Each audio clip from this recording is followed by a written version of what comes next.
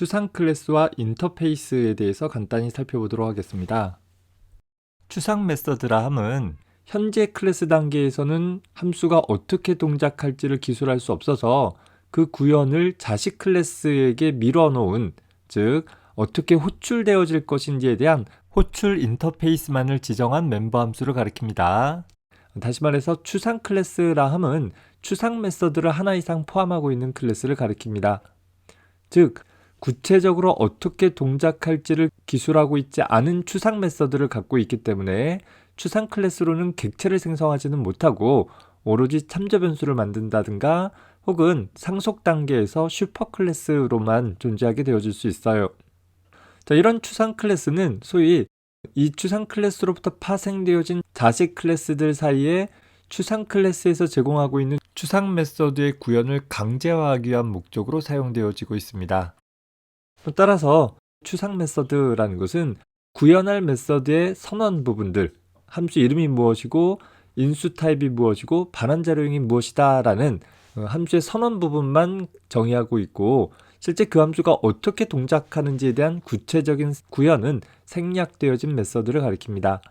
따라서 추상 메서드를 포함하고 있는 추상 클래스로는 객체를 생성할 수 없다라고 했었고, 반드시 자식 클래스 단계에서 추상 메서드를 재정의해 줌으로써 몸체가 없는 메서드이지만 자식 클래스에서 적절한 몸체를 부여해 주어서 메서드가 호출되었을 때 어떻게 동작할 것인지를 명료하게 기술해 줄 수 있어야 됩니다. 자바 언어에서의 추상 메서드는 그저 함수의 선언 앞쪽에 abstract라는 키워드만 붙여주면 됩니다. 더불어서 이런 추상 메서드를 포함하고 있는 클래스를 추상 클래스라고 했고, 추상 클래스 역시 현재 이 클래스는 추상 클래스이다 라는 걸 명료하게 나타내기 위해서 abstract라는 키워드를 클래스 정의 시에 반드시 지정을 해주게 되어집니다. 자, 간단한 교재 예제를 살펴보면 shape라는 클래스가 있다라고 가정을 해보자 라는 거예요. 어떤 임의의 모양에 대해서 그리는 행위를 나타내기 위해서 실제적으로는 2차원적인 그래픽을 이용해서 그려야 되지만 우리 수준에서는 어떻게 그릴 것인지를 문자열로 출력한다 라고 가정을 해보자 라는 거예요.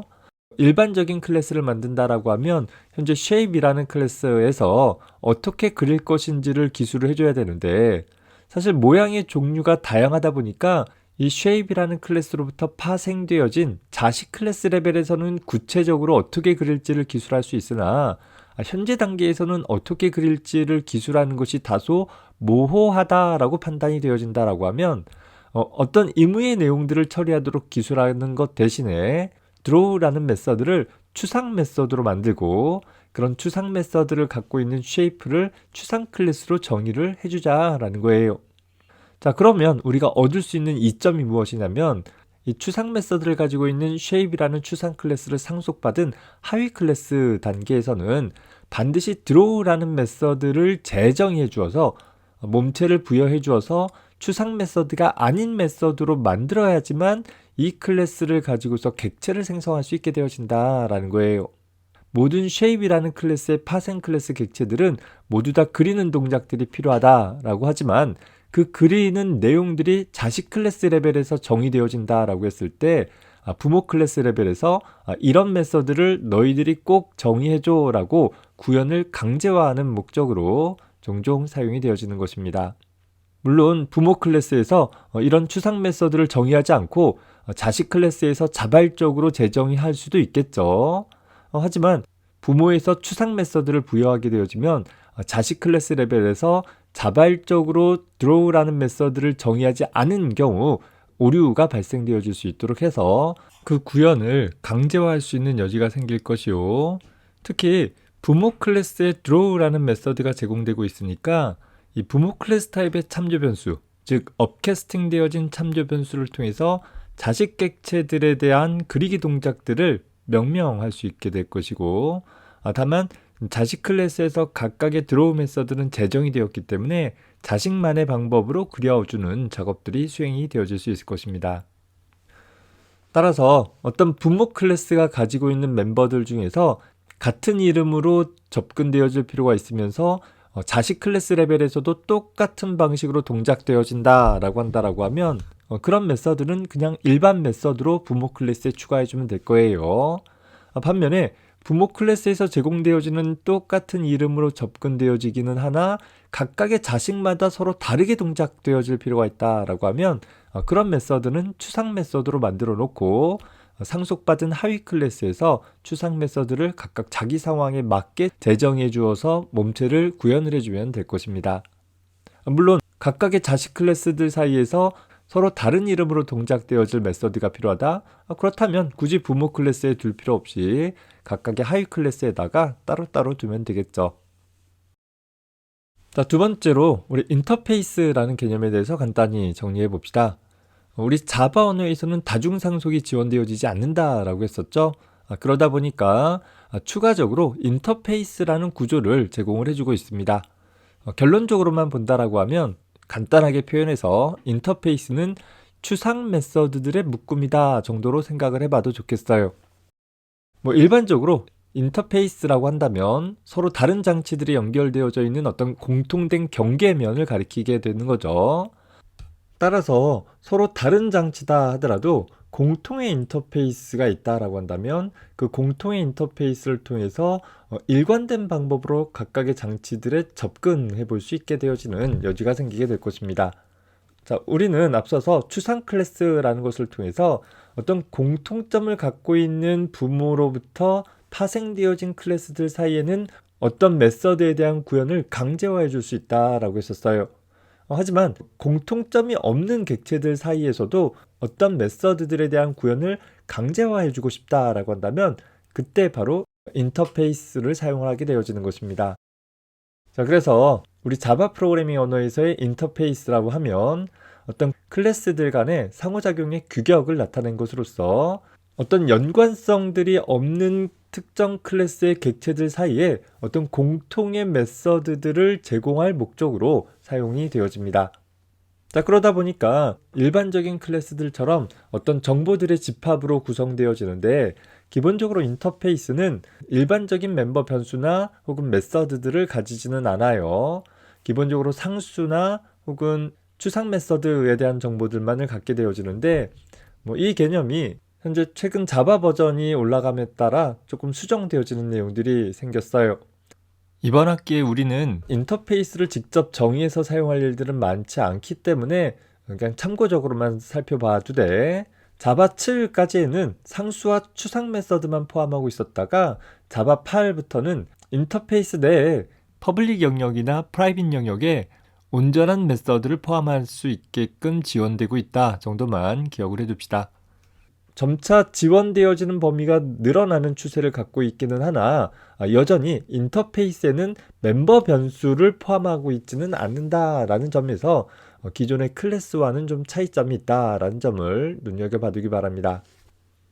자, 이런 인터페이스를 사용을 하기 위해서는 클래스와 마찬가지로 인터페이스를 먼저 정의해서 사용하게 되어지는데 인터페이스라는 키워드를 통해서 내가 정의하고자 할 인터페이스를 선언해주게 되어집니다. 중괄호 열고 닫고 안에 각각의 자바 버전에 맞춰서 사용할 수 있는 선언문들을 포함을 해주면 되는데 기본적으로 상수 선언문이나 추상 메서드 선언문들을 보통 갖고 있게 될 것이에요. 특히 인터페이스 안에는 변수를 포함할 수 없기 때문에 그냥 변수 선언문처럼 굳이 final 키워드를 쓰지 않고 int timeout equal man이라고 쓴다 하더라도 내부적으로는 항상 public static 영역에 있는 상수로 선언이 되어진다라는 특징들이 생기게 되어집니다. 역시 함수의 선언도 일반적으로 추상 메서드들을 포함하고 있는 구조가 인터페이스이기 때문에 abstract라는 키워드를 생략한다 하더라도 abstract 키워드가 자동으로 붙여져서 처리가 되어지는 것이고 퍼블릭 영역에 있는 온전한 몸체를 가지고 있는 메서드를 포함할 때에는 디폴트 키워드를 사용한다 정도 살펴봐두기 바랍니다. 자, 이런 인터페이스를 정의했다라고 하면 그 인터페이스를 가지고서 무엇을 할 수 있는가 살펴보도록 합시다. 자, 일단 인터페이스는 클래스와 같은 성격의 하나의 틀이기 때문에 인터페이스를 통해서 참조 변수를 선언하는 일은 가능합니다. 다만 그 인터페이스를 통해서 객체를 생성하는 것은 가능하지 않은데 왜 그런가 하면 인터페이스는 기본적으로 추상 메서드를 묶는 구조다라고 했었잖아요.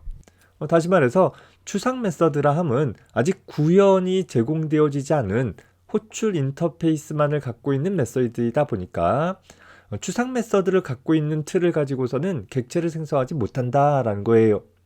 그래서 추상 클래스 같은 경우에도 반드시 상속받아서 추상 메서드를 제정해 주는 과정을 통해 추상 메서드에 몸체를 부여해 주고 나서야 비로소 객체를 생성할 수 있었잖아요. 다만 인터페이스라는 것은 클래스는 아니기 때문에 인터페이스로부터 상속받는다라는 표현을 사용하는 것이 아니라 인터페이스에 정의되어지는 내용들을 구현한다라는 의미로 implement라는 키워드를 통해서 어떤 클래스를 정의할 때 이 인터페이스에 기술되어져 있는 추상 메서드들을 재정의하도록 하고 있습니다. 다시 말해서 어떤 하나의 클래스를 정의하고자 했을 때 implement라는 키워드를 통해서 다른 추상 클래스로부터 상속받았다라고 하면 extend라는 키워드를 썼어야 되겠죠. 하지만 클래스는 아니기 때문에 implement라는 키워드를 통해서 이 인터페이스로부터 내용들을 구현한 클래스를 정의하겠다라고 써줄 수 있는 것입니다. 물론 이 클래스에서도 추상 메서드의 내용들을 정의하지 않는다라고 하면 이 자체를 추상 클래스로 둘 수는 있을 것이고 일반적으로 이 인터페이스가 가지고 있는 추상 메서드를 내가 정의하게 되어진다라고 하면 일반 클래스로 비로소 객체를 생성을 할 수 있는 그런 클래스가 될 것입니다. 특히 이 인터페이스는 한 번에 여러 인터페이스로부터도 동시 구현되어지는 것이 가능해서 다수의 인터페이스로부터 동시 구현하고자 하는 클래스를 만든다라고 하면 그저 implement 키워드 다음에 각각의 인터페이스 이름들을 콤마로 구분을 해서 나열해주고 각 인터페이스에서 정의되고 있는 메서드들을 이 안에서 명시적으로 제정해주면 된다라는 점만 눈여겨봐 둡시다. 자, 우리는 뒤에서 윈도우 어플리케이션을 작성을 할 때 바로 이벤트를 처리하기 위해서 이 인터페이스라는 개념을 즐겨 사용하게 될 것이에요. 인터페이스만의 간단한 예를 하나 살펴보려고 해요. 자, 애니멀이라는 인터페이스를 하나 두고 그 안에는 사운드라는 추상 메서드를 하나 두었어요. 명시적으로 인터페이스는 추상 메서드들의 묶음이기 때문에 public static이라는 것을 기술하지 않는다 하더라도 자동으로 붙여진다라고 했었습니다. 자, 각각의 동물들은 울음소리를 낸다라는 거죠. 자, 다만 동물의 종류마다 울음소리가 다르기 때문에 현재 단계에서는 울음소리를 어떻게 구현할지는 모르는 거예요. 자, 그래서 추상 메서드로만 작성을 해 놓은 것이죠. 자, 그래서 이 애니멀이라는 인터페이스로부터 구현되어진 어떤 동물들은 각각의 애니멀이라는 인터페이스 안에 정의되고 있는 추상 메서드들을 재정의해 줌으로써 각각의 동물들에 대한 울음소리들을 적절하게 출력할 수 있도록 해볼 수 있겠다라는 것이죠. 자, 이렇게 객체를 만들 때 사용한 인터페이스는 이 두 클래스에 있어서 공통점이나 다름없기 때문에 우리가 상속에 있어서 부모 클래스와 같은 형태로 사용을 해볼 수가 있어요. 따라서 배열을 만들 때 애니멀이라는 인터페이스 타입의 배열을 만들었다라고 하면 그 인터페이스 타입의 배열을 통해서 그 인터페이스로부터 구현되어진 각각의 객체들을 참조할 수 있도록 연결을 해줄 수 있고 반복적인 처리를 통해 가지고서 그 공통의 구현 사항들을 호출해주되 현재 사운드라는 메서드가 호출되었을 때의 각 동물의 울음소리는 하위 클래스들에서 개별적으로 정의했기 때문에 현재 동물 객체가 무엇이냐에 따라서 적절한 울음소리들을 화면에 출력해 줄 수 있게 되어진다라는 것입니다. 자, 사용 방법은 추상 클래스와 거의 유사하되 공통의 부모로부터 파생되지 않은 클래스들 사이에서도 공통의 메서드를 구현하도록 강제화하는 데 사용되어질 수 있다 정도로 기억을 해둡시다. 자, 다시 정리하면 공통의 인터페이스를 갖고 있는 어떤 클래스들이 있다라고 한다면 자, 교재에 있는 예제의 그림을 살짝 바꿨어요. 사실 나에게 다양한 종류의 전화기 클래스들이 있고 각각의 전화기에서 전화를 건다라는 행위가 필요하되 그 전화를 거는 행위들이 각 전화 객체마다 서로 다르게 동작한다라고 한다면 공통의 추상 클래스를 하나 두고 거기다가 sendCall이라는 메서드를 두면 될 거예요. 자, 그런데 그림을 좀 바꾼 것처럼 보면 모두 다 전화기가 아니다라고 한다면 공통의 하나의 추상 클래스를 통해서 서로 다른 종류의 객체들을 상속받아 만들기가 좀 껄끄럽잖아요.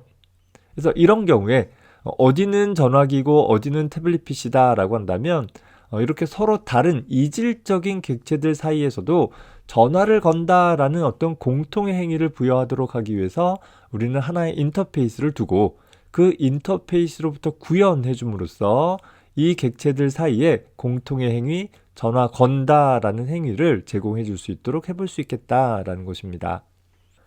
따라서 인터페이스의 개념은 추상 클래스의 개념만 알고 있으면 어렵지 않게 이해할 수 있으려고 봅니다.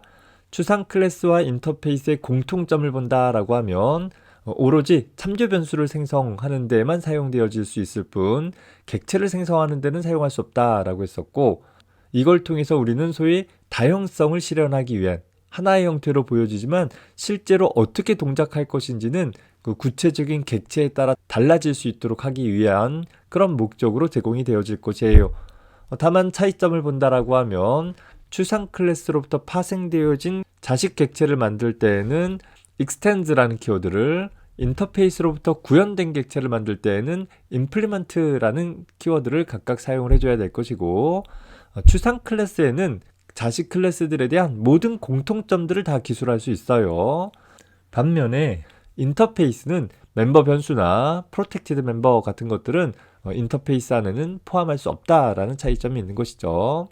자, 다만 추상 클래스는 하나의 클래스이다 보니까 단일 상속만 가능하지만 인터페이스 같은 경우에는 클래스가 아니다 보니까 다중 상속, 즉 여러 개의 인터페이스로부터 동시 구현되어진 클래스도 만들 수 있고, 또 심지어는 어떤 하나의 인터페이스를 만들기 위해서 동시에 여러 개의 인터페이스로부터 상속받아 만들어지는 것도 가능하다라는 것입니다.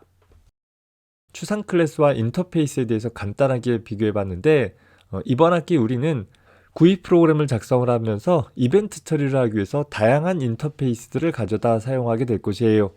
인터페이스로부터 구현된 객체를 어떻게 만들고 그때 추상 메서드를 반드시 제정해 줘야 한다라는 사실 꼭 잘 기억해 둘 수 있기 바랍니다. 수고했습니다.